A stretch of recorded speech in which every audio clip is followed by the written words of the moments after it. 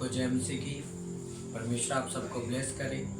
सब जन अपनी आंखों को बंद करेंगे, अपने हाथों को उठाकर सब जन हम एक मन होकर प्रार्थना करेंगे कि परमेश्वर आज जो मैं वचन को सुनूं, खुदावंद आज का वचन, आज का वो वर्ड जो तेरे पुत्र आत्मा के द्वारा मैं सुनूं और सुनाया जाए, परमेश्वर मेरी जिंदगियों में 100 गुना फलों को लेके आए। कोई अंधकार की शक्ति इन वचनों को, इन फलों को चुराने ना पाए। परमेश्वर आज मैं जो सुनूं उसके द्वारा चलने पाऊं और प्रभु ये वचन मेरी स्पिरिट के अंदर, मेरी आत्मा के अंदर जाए और परमेश्वर मैं इसको सुनने वाला नहीं, इसके द्वारा चलने वाला भी बनूं। प्रभु यीशु मसीह के सामर्थ्य नाम में मानते हैं। आमीन आमीन आमीन आमीन। हालेलुया। सबको जय मसीह की। सो मेरा विश्वास है कि आप सब ठीक होंगे, प्रभु की दया आपके साथ है। सो आइए आप परमेश्वर के वचन से आज मैं बताता हूँ और मैं आपको पूछना चाहता हूँ कि क्या आप परमेश्वर के राज्य के लिए तैयार हैं? अगर आप तैयार हैं और आप मसीह में आ चुके हैं और प्रभु में आ चुके हैं तो फिर भी आपको आज इस वचन को सुनने की ज़रूरत है। अगर आप प्रभु में नहीं हैं तो फिर भी आपको वचन सुनने की ज़रूरत है। जो प्रभु में हैं उनके लिए भी और जो प्रभु में अभी नहीं है उनके लिए भी, ये दोनों के लिए ये वचन है। तो परमेश्वर का वचन, आइए हम परमेश्वर का वचन से देखते हैं कि परमेश्वर का वचन हमें क्या कहता है। मत्ती उसकी 22 अध्याय उसकी 1 आयत से मैं पढ़ूंगा। परमेश्वर के राज्य के बारे में हम आज पढ़ेंगे कि परमेश्वर का राज्य कैसा है और हम परमेश्वर के राज्य में कैसे जा सकते हैं और परमेश्वर के राज्य में कौन लोग जाएंगे और कैसे जा सकते हैं। हालेलुया।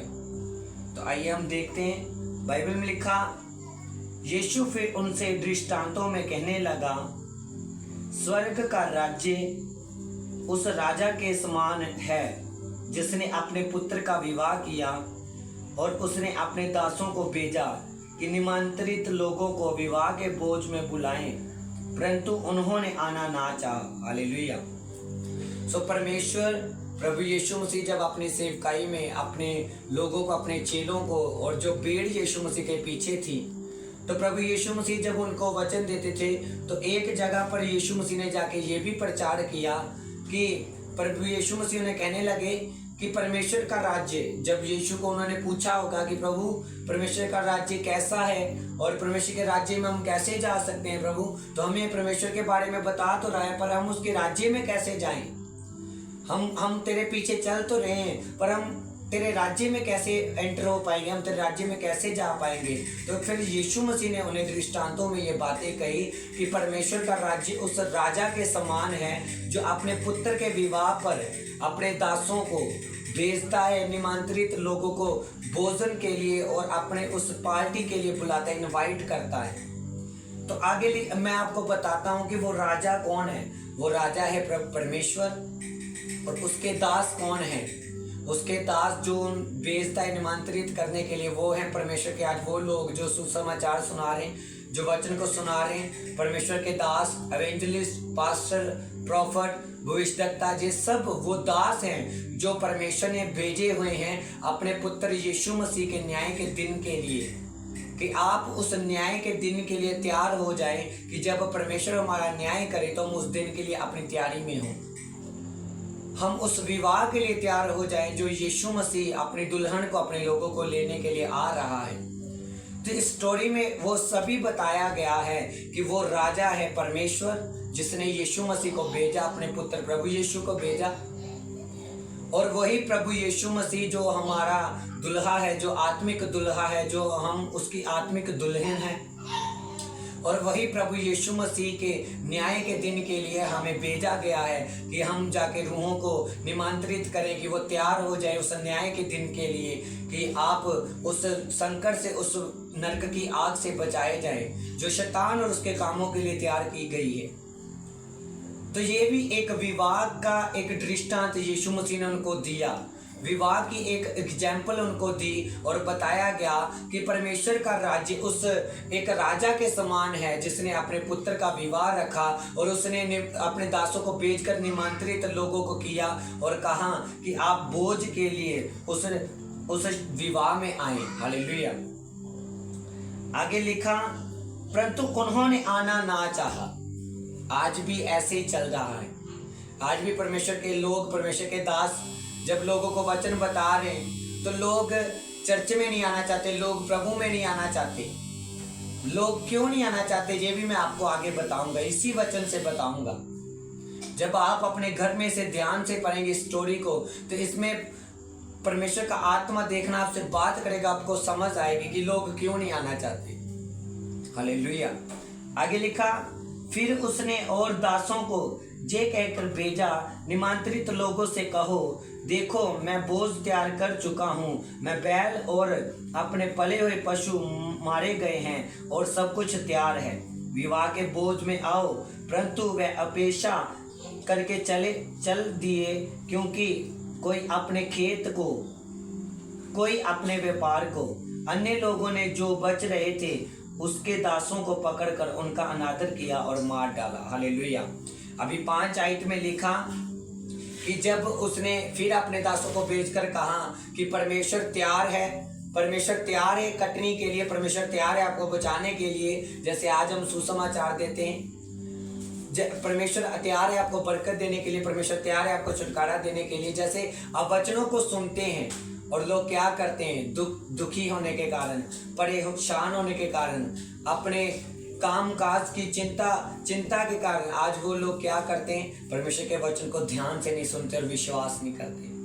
इसी तरह से इसी स्टोरी में जब राजा ने अपने दासों को भेजा, निमंत्रित करने के लिए लोगों को भेजा कि जाओ और मेरे पुत्र के विवाह के लिए इन लोगों को संदेशा दो और बुला के ले आओ मेरे पास। तो उसके दास जब गए निमंत्रित करने के लिए, और कुछ लोगों ने बाइबल में लिखा कि उन लोगों ने क्या किया, पेशा के कारण, दुख के कारण, उदासी के कारण उन्होंने क्या किया, अपने मुंह को फेर लिया और अनादर किया, परमेश्वर के उस वचन का अनादर किया और उस संदेश का अनादर किया। आज भी ऐसे कुछ लोग क्या करते हैं, अपनी शोभा के लिए, अपने किसी मतलब जो बड़े पदवी के लोग हैं उनके ऊपर, उनके डर के कारण कि कहीं मेरी जॉब ना छूट जाए, अपने उस फैमिली के, उस फैमिली के घर के जो बड़े लोग हैं उनके डर के कारण कुछ लोग चर्च में नहीं आते कि कहीं मुझे घर से ना निकाल दिया जाए। तो वो क्या करते, उस वचन को क्या करते हैं, मुंह फेर लेते हैं और अनादर कर देते हैं परमेश्वर का। तो परमेश्वर का वचन कहते हैं ऐसे ही उन लोगों ने किया उस समय। हालेलुया। आज भी कुछ लोग क्या करते हैं, अपने माता, कुछ भाई, कुछ बहनें ऐसी हैं कि जिनकी फैमिली उन्हें चर्च आने से रोकती हैं। कुछ रिश्तेदार ऐसे हैं कि जो आपको चर्च जाने से रोक सकते हैं। वो क्यों रोक रहे हैं? क्योंकि शैतान नहीं चाहता कि आप जीवित परमेश्वर की हज़ूरी में आए। वो क्यों रोक रहे हैं? वो नहीं रोक रहे, उनके बीच में से वो दुष्ट काम कर रहा है, वो शैतान जो इफिसियों 6 अध्याय में बाइबल बताती, वो उसमें वो काम कर रहा है, आपको रोक रहा है। हालेलुया। तो परमेश्वर का वचन कहता है कि जब उन्हें बुलाया गया तो उन्होंने अपनी उदासी के कारण क्या किया, उस विवाह में आना ना चाहा, वो नहीं आए उस विवाह में। कोई अपने काम को चला गया, कोई बाइबल कहती वो अपने खेत को चला गया, कोई अपने बच्चों की फिक्र में चला गया, कोई अपने घर की फिक्र में चला गया और परमेश्वर के वचन को उन्होंने ग्रहण नहीं किया। हालेलुया। और आगे 7 आयत में लिखा, तब राजा को क्रोध आया और उसने अपनी सेना भेजकर उन्हें हथियारों का नाश किया और उनके नगर को फूंक दिया। हालेलुया। अब वो क्या हुए? जिन्होंने अनादर किया, फिर बाइबल कहती वो नाश हुए। फिर राजा को क्रोध आया और राजा ने अपनी सेना को भेजकर उन्हें क्या करवाया? मरवा दिया। क्यों मरवाया? क्योंकि उन्होंने परमेश्वर के दासों का निरादर किया था, परमेश्वर के वचन का जो पवित्र और जो सच्चा है उसका निरादर किया था। उन लोगों ने क्या किया था कि उन्हीं दासों को मरवा दिया। आज भी इसी तरह से आप देख सकते हैं अपने चारों ओर, अगर आप नजर मारे तो आज भी इसी जीवित वचन का विरोध होता है। आप शादियों में जाएंगे, डीजों के ऊपर आप भंगड़ा डालेंगे, कभी आपको कोई रोकेगा नहीं। आप नशे करेंगे, आपको रोकेगा नहीं। आप गालियां निकालेंगे, आपको कोई रोकेगा नहीं। आप गंदे कामों में होंगे तो कोई आपको कुछ नहीं कहेगा। लेकिन जब आप प्रभु में आएंगे आपका विरोध भी होगा। जब आप प्रभु में आते हैं लोग आपको परेशान करना शुरू कर देते हैं। जब आप प्रभु में आते हैं तो लोग आपकी झूठी बातें बनाना शुरू कर देते हैं। जब आप प्रभु में आते हैं तो लोग आपको नीचा दिखाना शुरू कर देते हैं, आपको तुच्छ जानना शुरू कर देते हैं। तो ये सब कुछ शैतान का एक प्लान है कि आप परमेश्वर से हट जाएं। शैतान आपके रिश्तेदारों के बीच में से होकर भी काम कर सकता है, आपके कुछ जो आपके आसपास है उनके बीच में से होकर भी काम कर सकता है कि आपको परमेश्वर से किसी ना किसी तरीके से, आपको चर्च से, आपको परमेश्वर की जीवित जुड़ी से अलग किया जाए। तो बाइबल कहती है जब उन्होंने अनादर किया परमेश्वर के वचन का और परमेश्वर के दासों का, जिन्होंने उनको विवाह के लिए निमंत्रित किया था, जैसे आज पास्टर, जैसे प्रॉफिट, भविष्यद्वक्ता, जैसे सब जन आज खुदा का बाइबल उठा के आज खुदा के वचन को लेकर आपको बता रहे हैं। और कुछ लोग अपने दुखों परेशानियों के कारण सुन तो लेते हैं पर अपने मुंह को फेर लेते हो, फिर भी उसके ऊपर चलते नहीं। आज लोग वचन को सुन लेते हैं पर फिर भी उसके तरह चलने की कोशिश नहीं करते, फिर भी उसको मानते नहीं।